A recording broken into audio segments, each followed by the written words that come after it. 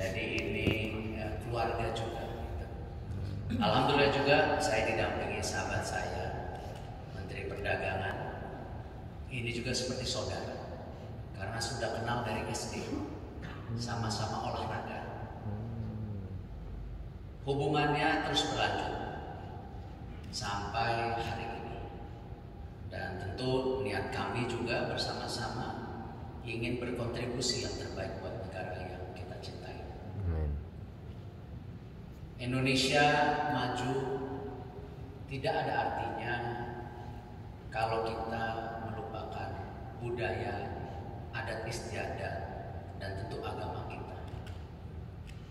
Indonesia dengan istilah 4.0 secara industri, bahkan menuju 5.0, tidak ada artinya kalau pembukaan lapangan kerja tidak bermanfaat untuk bangsa kita. Indonesia sejahtera tidak ada artinya kalau yang kaya makin kaya, yang miskin makin miskin. Apalagi sekarang kita tertimpa COVID-19 yang luar biasa, yang juga menghancurkan sendi-sendi ekonomi secara menyeluruh. Indonesia seimbang adalah harapan kita semua. Karena itu ketika Bapak Wakil Presiden menanyakan kepada saya, berkenan tidak membantu ekonomi syariah sebagai tentu yang diamanahkan sebagai ketuanya. Alhamdulillah, saya sampaikan ke Bapak Wakil Presiden, itu adalah amanah yang luar biasa ketika saya juga dipercaya oleh Bapak Presiden Joko Widodo untuk kembali memperbaiki kinerja Kementerian BUMN yang secara tidak langsung adalah tulang punggung ekonomi nasional. Saya juga diberi kesempatan untuk juga mulai meletakkan fondasi atau membangun ekonomi syariah. Tentu dengan kesempatan ini kami juga tidak malu-malu memberanikan diri mensinergikan pola kerjasama yang baik, profesional dan transparan antara program-program BUMN dengan program masyarakat ekonomi syariah. Tentu pada hari ini mungkin saya tidak bisa memaparkan secara detail program masyarakat ekonomi satu persatu. Tetapi tentu ketika kita bicara ekonomi, salah satu yang terpenting adalah akses daripada keuangan syariah sendiri. Alhamdulillah, kami sudah berhasil menyatukan bank-bank syariah yang ada di BUMN menjadi sebuah kekuatan besar, fondasi untuk pilihan bagi ekonomi umat. Bank Syariah Indonesia yang belum pernah terpikirkan selama ini, kita mempunyai bank syariah masuk 10 besar di bank-bank yang ada di Indonesia.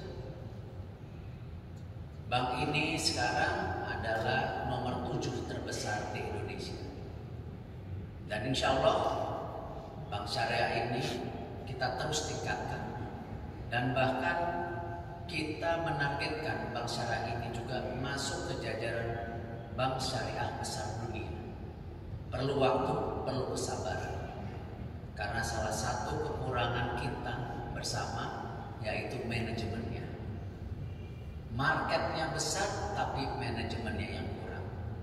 Nah karena itu alhamdulillah keberpihakan di sini sudah berjalan dan insya Allah bank syariah juga bisa menurunkan financial syariah yang lainnya seperti asuransi dan turunannya. Tentu yang tidak kalah pentingnya juga kita bicara tadi bahwa bagaimana pemerataan ekonomi ini terjadi. Kita bisa lihat dengan kondisi yang sekarang ini banyak pesantren juga kesulitan, desa-desa kesulitan.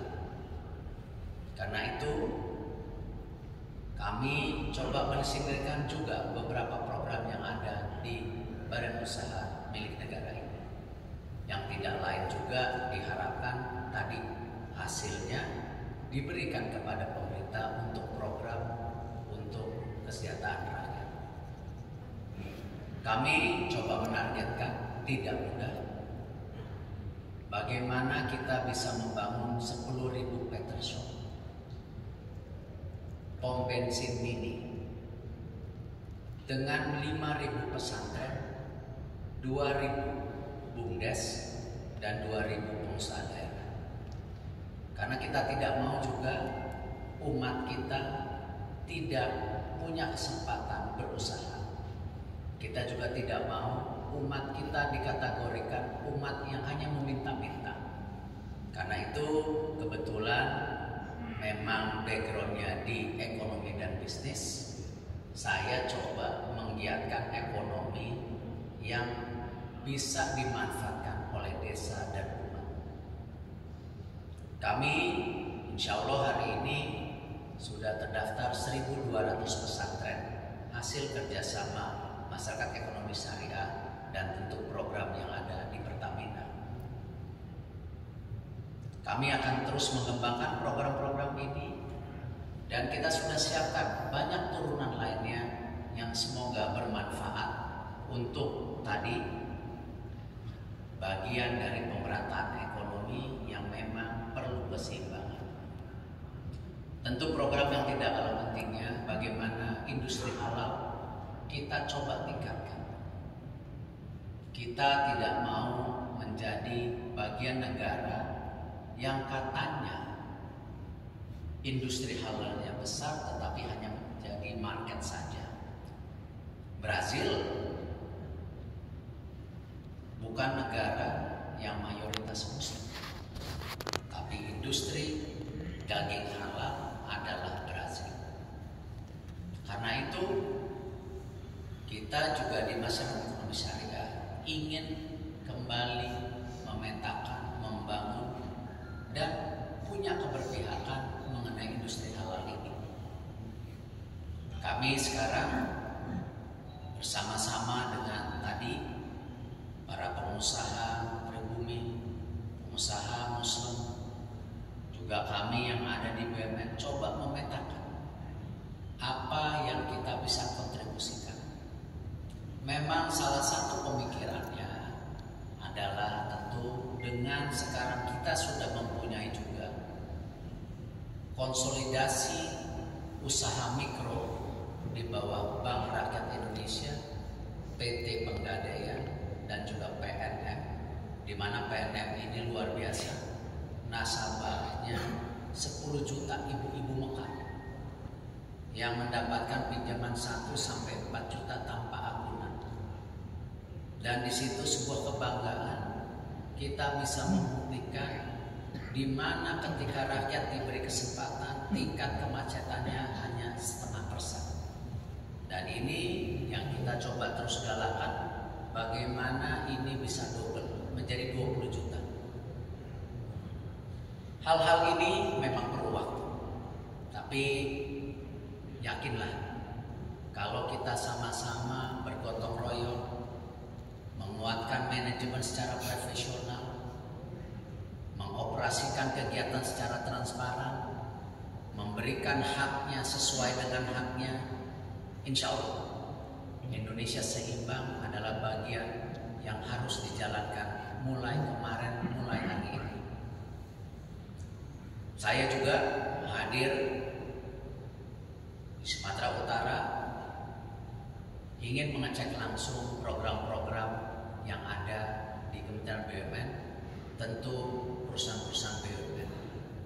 Salah satunya PTPN yang baru saja restrukturisasi utang itu 40 triliun tidak tanggung-tanggung.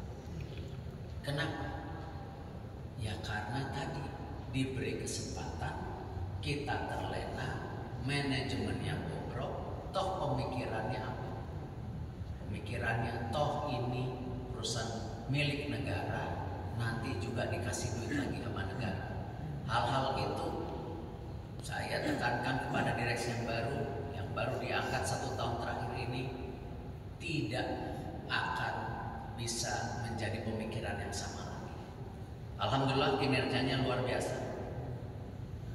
Setahun terakhir bisa membuktikan PTPN juga bisa menjadi perusahaan sehat kembali. Saya juga kemarin mengecek bagaimana kawasan industri Semanggi. Kawasan industri Semanggi ini juga nanti kita fasilitasi. Ada kawasan industri halal, tapi juga ada kawasan industri yang harus dibangun sehingga pembukaan lapangan kerja terus terjadi. Dan tentu kita bandingkan dengan kawasan industri yang kami juga bangun di Batam, ya, di Jawa, yang juga sekarang menjadi tulang punggung Jawa Tengah ke depannya. Saya berharap kemarin saya temuin semua direksi, ayo Sumatera ini potensi yang luar biasa. Tanda-tandanya sudah terlihat. Ketika kami ditugaskan membangun jalan tol Sumatera, itu terlihat dampak ekonominya. Salah satunya bagaimana konsumsi listrik naik sampai 80%. Karena kalau ada infrastruktur, ada listrik, insya Allah juga industrinya jalan. Karena itu juga kemarin di kawasan KEK Semanggi kita bilang, ini kita bukan tuan tanah, tapi kita harus bekerja dengan sebanyak-banyaknya perusahaan bisa masuk ke situ dengan akses tanah yang murah, tetapi justru impactnya kepada ekonomi Sumatera Utara dan pembukaan lapangan kerja bisa terus berjalan dengan baik. Insya Allah para jemaah yang hadir hari ini, kami coba berbuat yang terbaik, kebetulan dapat amanah. Karena itu pun hari ini kami membuka sentra vaksin BUMN kepada tentu yang membutuhkan vaksinasi secara gratis di Polonia. Dan ini merupakan bagian program yang tidak terpisahkan. Kalau kita mau Indonesia bekerja, kita mau Indonesia tumbuh, tidak mungkin kalau tidak Indonesianya sehat. Tidak mungkin kalau kitanya nggak sehat. Kita harus mendisiplinkan diri. Tidak mungkin juga pemerintah bekerja sendiri tanpa gotong royong masyarakat. Apa? Protokol kesehatan. Memakai masker, mencuci tangan, dan menjaga jarak. Mohon maaf dengan segala kekurangan kami terima kasih diterima dengan tangan terbuka, dan insya Allah kita satukan niat untuk kembali menstabilkan ekonomi yang sangat terpuruk pada saat ini. Wassalamualaikum warahmatullahi wabarakatuh.